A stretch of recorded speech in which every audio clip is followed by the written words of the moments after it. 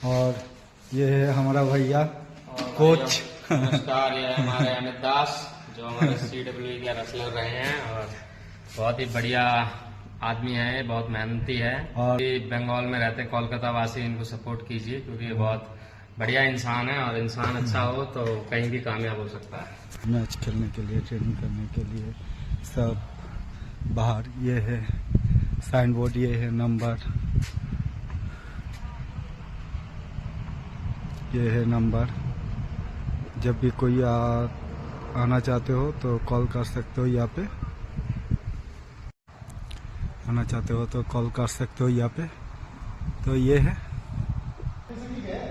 बसा भाई, हाय कर दो। Hi, Amit sir. How are you? I'm doing good.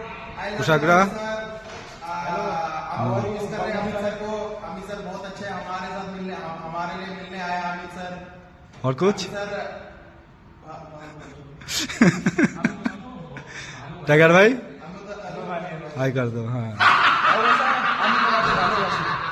আমিও তোমাকে ভালোবাসি।